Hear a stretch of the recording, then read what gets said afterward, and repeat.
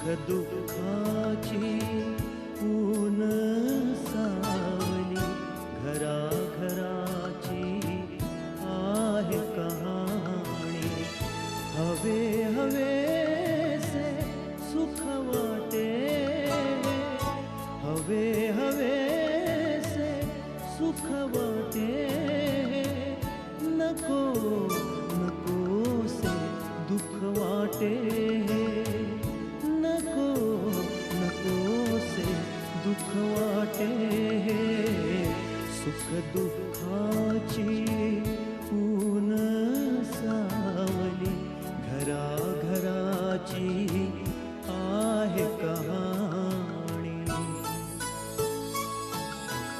ऊन सावली ऊन सावली.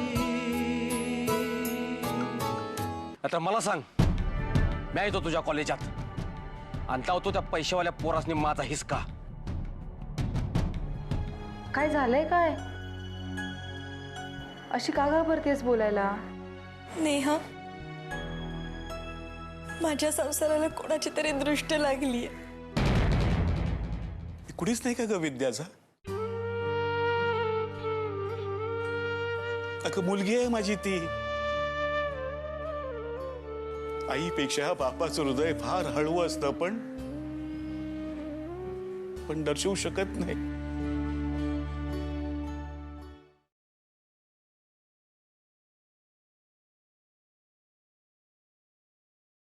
शेखर फ्रेश झाला की नाही?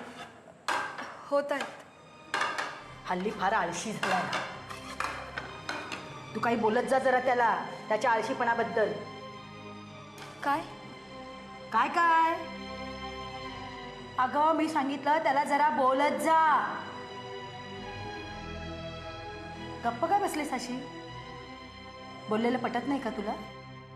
तसं नाही आई, मी ऐकते ना तुमचं. शेखर, ए शेखर, अरे आवरलं की नाही बाबा? चल लवकर ये, नाश्ता तयार आहे. ती वेळ लावायचा कमाल आहे. काय करतोय हा मुलगा ना, शपथ. चल बस, चल लवकर नाश्ता करून घे. हे बाकीचं सगळं आण. मी काय नुसतं. अरे बस, पाणी काय पितोय? नाश्ता कर आता. मला भूक नाहीये, येतो मी. अरे शेखर, अरे नाश्ता काय झालं याला? नाश्ता का केला नाही यांनी?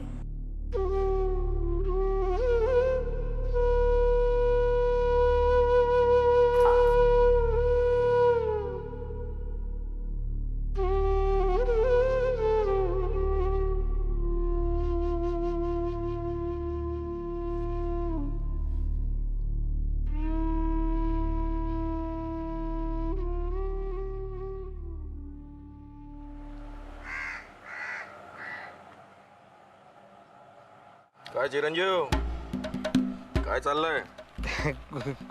कुठे काय म्हणजे चाललंय आपलं. नाही ते दिसतंय मला. मी सांगितलेल्या कामाचं काय झालं? कुठलं काम? कुठलं काम? एक काम तू व्यवस्थित करत असतील नाही तर शपथ. हो पण कुठलं काम ते सांगाल तर कळेल ना मला. अरे मूर्खा, मी तुला विक्रमची माहिती काढायला सांगितली होती. ओह, काय झालं त्याचं? ते झालंय. हा? झालंय. मग मला कोण सांगणार? मी. केव्हा? आत्ता. हे घ्या. हा हा हा त्याचा नंबर. तो 66 आणि 33 आहे.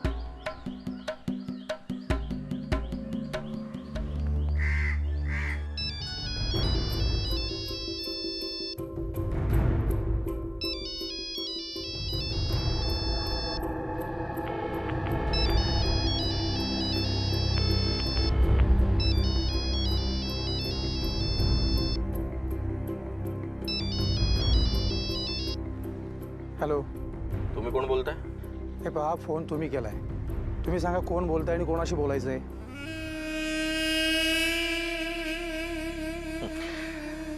मी दिवाकर बोलतोय. मला विक्रमशी बोलायचं. तुम्ही विक्रमच बोलताय ना? हो, मी विक्रम बोलतो. बोला, काय काम आहे? काम असल्याशिवाय का फोन केला असणार मी? कसं आहे विक्रम, कुठल्याही गोष्टीमध्ये पेशन्स बाळगणं अत्यंत आवश्यक आहे. म्हणजे काय म्हणायचंय तुम्हाला?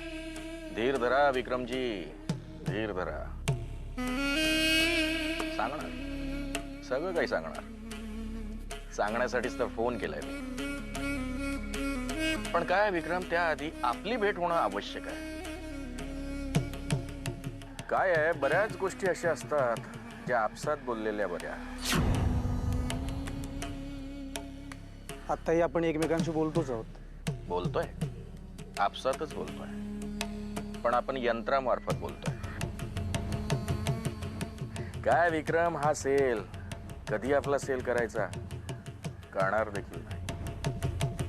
हॅलो मिस्टर, तुम्ही काय बोलताय मला कळत नाहीये. कळायला भेटगाठ होणं आवश्यक आहे विक्रम. म्हणजे काय विशेष? विशेष आहे म्हणून आम्ही स्वतः तुम्हाला फोन केला.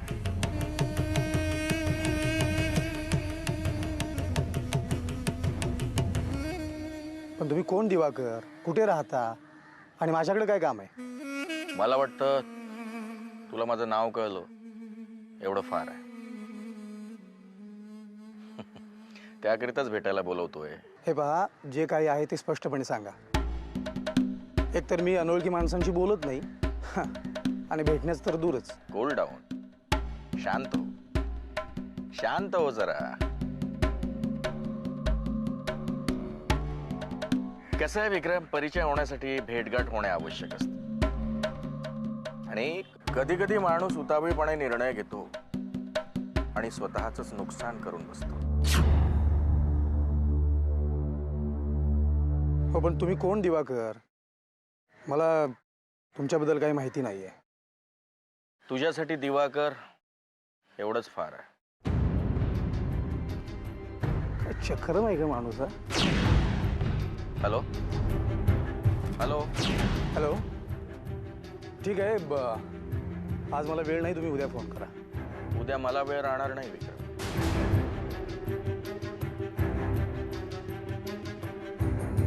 ओके ओके ओके, ठीक आहे. आपण केव्हा, कधी आणि कुठं भेटायचं हे मला सांगा. मी तुला पत्ता सांगेल, तिथे तू यायचं. त्यानंतर तिथून माझा माणूस तुला माझ्यापर्यंत घेऊन येईल.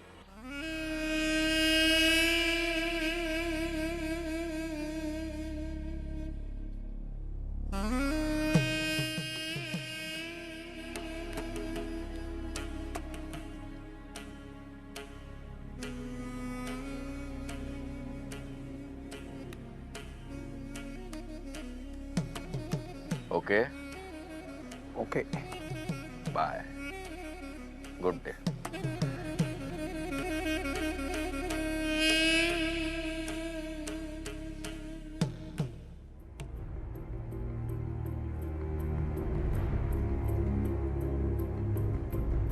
कोण असेल हा दिवाकर आणि हा मला का भेटतोय? काय सांगायचं असेल याला मला? काहीतरी महत्वाचं निश्चितच असणार आहे.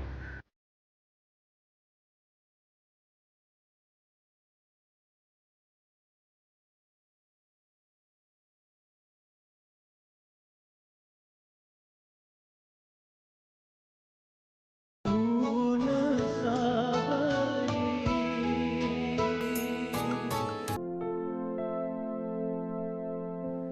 काय ग, तुझ्या डोक्याला फडकं लावून काय बसलेस? नाही म्हणजे सांगायचं नसेल तर सांगू नकोस, पण अशी रागावून माझ्याकडे बघू नकोस. काय माहितीये का की कालानुरूप, वयानुरूप माणसाच्या स्वभावात बदल होतो. म्हणजे जसं वय वाढतं तसा माणूस शांत होतो, त्याची बुद्धिमत्ता वाढते, त्याची विचार करण्याची क्षमता वाढते, असं मी एका पुस्तकात वाचलं होतं. म्हणजे मी नाटक करते असं वाटतं तुम्हाला? छे छे, मग अशी थट्टा का सुरू केली? थट्टा कुठे आहे ग, मी आपलं सहजच. नाही म्हणजे कालानुरूप, वयानुरूप माणसाच्या स्वभावात बदल होतो हे मलाही माहिती, पण तुमच्या स्वभावात तिळ मात्रही बदल झालेला नाहीये. कमाल करतेस तू. म्हणजे कधी आत्मीयतेने चौकशी केली तुम्ही माझी? काय पाहिजे, काय नको, काही प्रॉब्लेम आहे का, कधी विचारले तुम्ही? आता विचारायची गरजच काय आहे? हाच हाच स्वभाव आहे तुमचा. अगं गेली 32 वर्ष आपण संसार केलाय. तो मी केलाय 32 वर्ष संसार. हा संसार काय तू एकटीने केलायस? मी सांभाळलाय तुमचा संसार म्हणून. हो मान्य आहे, संसार तू सांभाळलायस. आता केलंत ना मान्य? झालं ना तुझं समाधान? म्हणजे माझ्या समाधानासाठी तुम्ही मान्य केलं? मान्य केलं ना हे महत्वाचं. तुम्ही की नाही मी की नाही काय काय मी की नाही काय? बंद करा तुमची बडबड. आधीच सकाळपासून डोकं दुखतंय माझं. डोकं दुखतंय ना तरीही एवढं बोलतेस? काय म्हणायचंय तुम्हाला? अगं डोकं दुखतंय ना तुझं, मग जरा शांत बसून राहा ना. हे बघ जास्त बडबड केलीस तर आणखीन डोकं जास्त दुखेल, म्हणून म्हणतो शांत पडून राहा. तुम्ही मला बोलायला भाग पाडा आणि म्हणा शांत पड. बरं बाबा चुकलं माझं, आय एम सॉरी. बस काही गरज नाहीये सॉरी वगैरे म्हणायची. राहिलं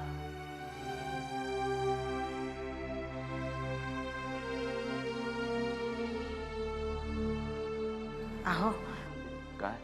मी काय म्हणते, फोन करता का? कोणाला? कुणाला म्हणजे काय, विद्याला फोन करून चौकशी करा. कशी आहे, काय, काही अडचणीत तर नाही ना? अगं पण परवाच तर भेटून आलीस ना तिला. तुम्हाला ना परवाच नाही आहे लेकीची. बरं करतो फोन, पण फोन करून ती काय मला सगळं सांगणार आहे का? अहो फोन विद्याला नाही, मग शेखरना करा आणि विचारपूस करा. हा करतो. केव्हा? नाही करतो, आत्ता करतो, आत्ता करतो फोन.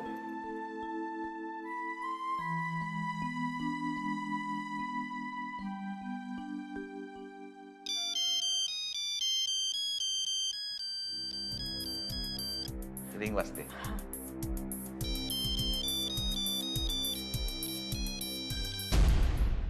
रिंग वाजते पण कट झाला म्हणजे पुन्हा ट्राय करा ना, कदाचित नेटवर्क नसेल. बिझी पण असेल ना. नाही नाही करतो करतो. मला ना सगळ्यात थट्टा सुचते.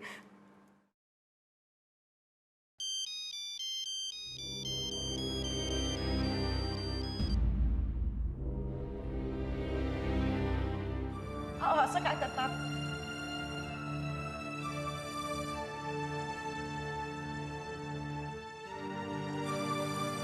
हॅलो. हॅलो. हां नमस्कार. नमस्कार नमस्कार शेखरराव, काय कसे आहात? मी मजेत. तुम्ही कसे आहात? मजेत एकदम. आणि आई? एकदम मजेत. काय बरेच दिवसात आपली काही गाठ भेट नाही म्हणून फोन केला. हो ते जरा कामाच्या व्यापामुळे मला तुम्हाला फोन करायला जमलं नाही.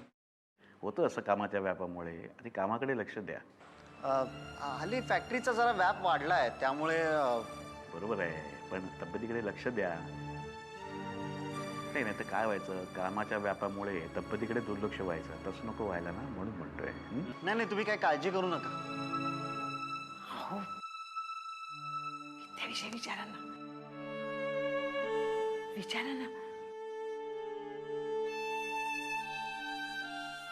नाही काय म्हणते आमची विद्या?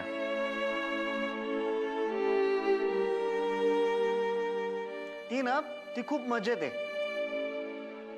काय तिला हल्ली तिच्या मनाप्रमाणे सगळं मिळतंय ना, त्यामुळे ती खूप मजेत आहे, खूप आनंदात आहे इकडे. चला शेखरराव, मुलगी सुखात समाधानात असली ना की तिच्या आई वडिलांना तीर्थक्षेत्र केल्याचं पुण्य लागतं, आयुष्य सार्थकी लागतं. शेखरराव, आपण आपल्या जबाबदारीला न्याय देऊ शकलो याचं समाधान मिळतं. खरं सांगू शेखरराव, तुमच्यासारखा जावई मिळाला तर आणखीन काय हवंय माणसाला. खरंच गेल्या जन्मीचं आमचं पुण्य म्हणून तुमच्यासारखा जावई आम्हाला मिळाला.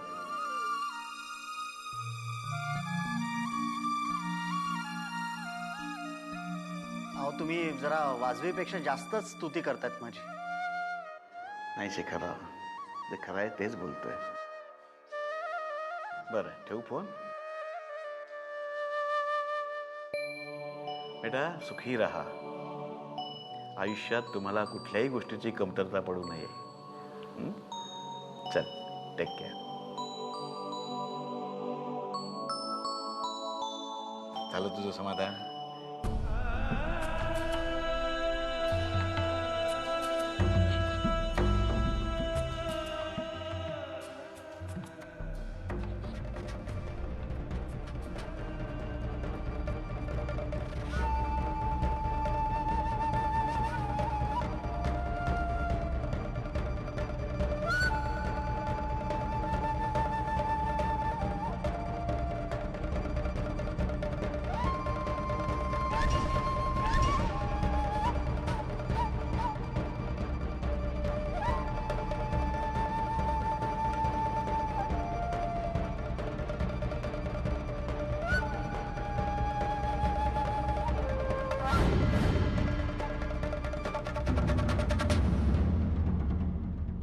काय परिस्थिती आहे.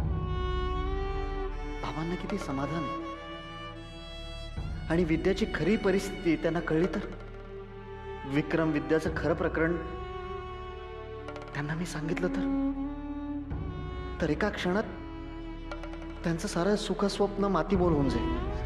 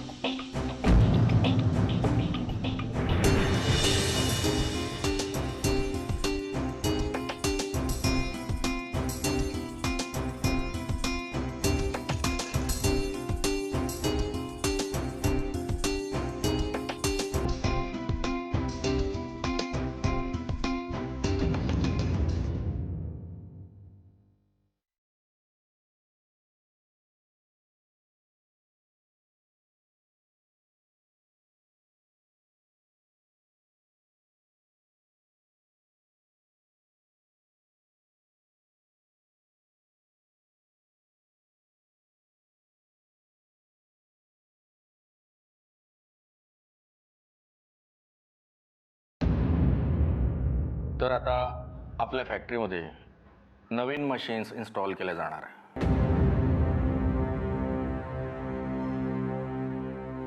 त्यामुळे तुम्हाला काम करण्यात मदत होईल, शिवाय तुमचे कष्टही कमी होतील.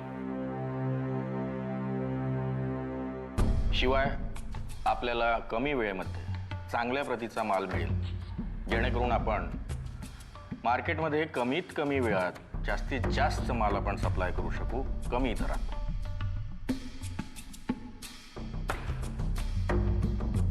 आलं लक्षात? या मशीन्स आपण बीजिंगहून मागवलेल्या आहेत.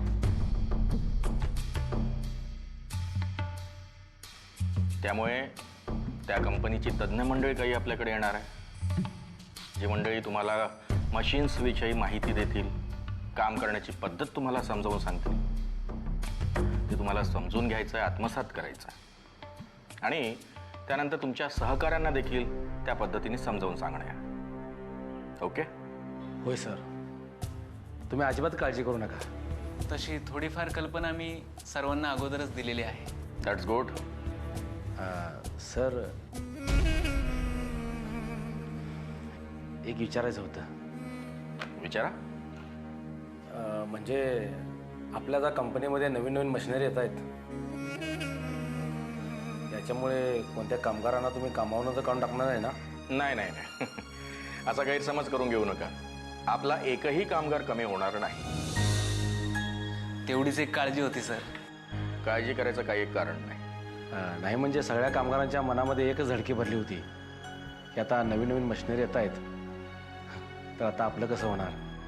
त्यांना म्हणावं काळजी करायचं काही कारण नाही, आणि म्हणूनच मी तुम्हाला इथे बोलवलेलं आहे. काय आहे, तुम्ही तुमच्या भाषेमध्ये इतर कामगारांना समजावू शकता. हे नवीन यंत्र आपल्या फॅक्टरीमध्ये लावण्याचं कारण एकच आहे. मार्केटमध्ये आपल्या मालाची मागणी वाढावी, डिमांड वाढावी आणि कमी वेळेमध्ये जास्तीत जास्त माल आपण कमी दरात देऊ शकलो पाहिजे.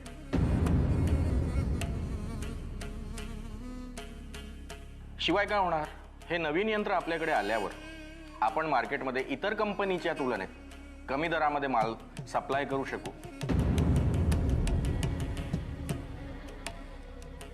आणि म्हणूनच आपल्या कंपनीमध्ये आधुनिकीकरण करणं गरजेचं होतं. बदलत्या काळानुसार आपण चालायला पाहिजे असा हा शेखर सरांचा आदेश आहे. ओके, कळलं? लक्षात आलं? तर तुम्ही तुमच्या सहकाऱ्यांना समजावून सांगा. ओके, या आता.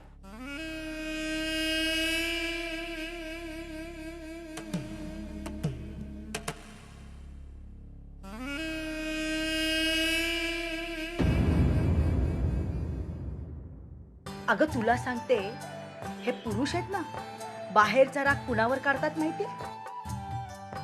बायको. काय काम काढलं? काय रजा वगैरे हवी आहे की काय? नाही सर, तसं काही नाही आहे. विद्या, विद्या अगं बोलत का नाहीयेस?